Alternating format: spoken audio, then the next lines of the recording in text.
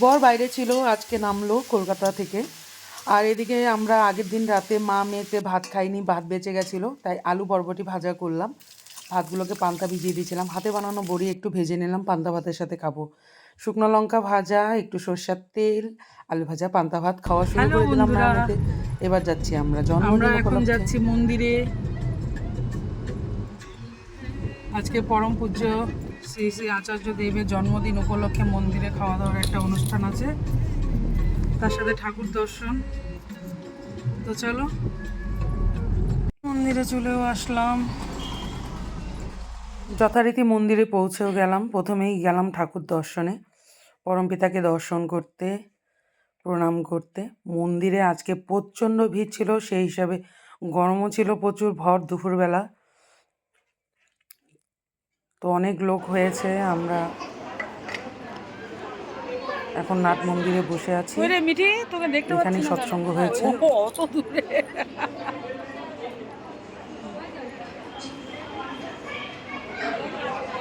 পরে এসে আগে খেয়ে নিলাম।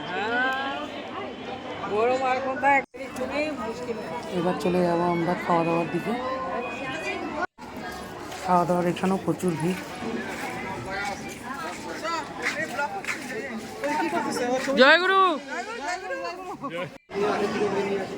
মিঠি, ঝাপসা আসতেছে কেন? হ্যাঁ তো 3 নাম্বার ব্যাচ উঠে গেল, আমরা যখন বসেছি তো এটা 4 নাম্বার ব্যাচ, মনে হয় আমরাই লাস্ট ছিলাম। তো মা আর মেয়ে বসেছে একদিকে, আমরা বসেছি একদিকে। এদিকে ভাত, ডাল, তরকারি, চিপস পড়ে গিয়েছে, তার সাথে পনির। পনির তো আমি ভালো খাই না, তাই অল্প পরিমাণে নিয়েছি। শেষ পাতে পড়লো চাটনি। পাপড়ি দিদিভাই নিয়ে আসছে পান সুপারি। খাওয়া দাওয়ার পর জম্পেশ একটা পান খাওয়া হলো।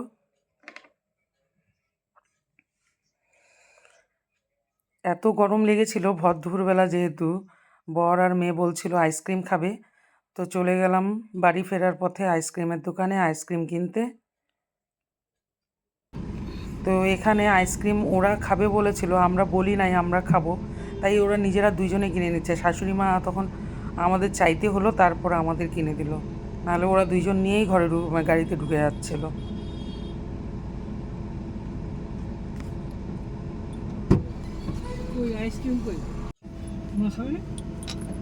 ভিডিওটি ভালো লাগলে লাইক করে আমার শেয়ার জন্য করে দিও। একটা, সবাই ভালো থেকো, সুস্থ থেকো, টাটা বাই বাই। আমার জন্য একটা।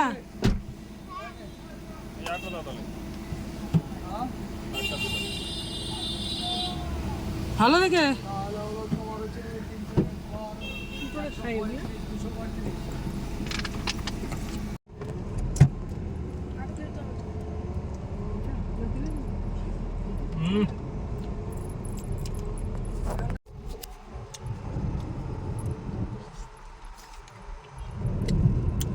পড়লবিরা আজকে 12টা দেখি। ভাড়া গাড়িতে আসছি না, বাড়ির গাড়িতে বাবা নিয়ে গেছে, ভালো বেশি নাই।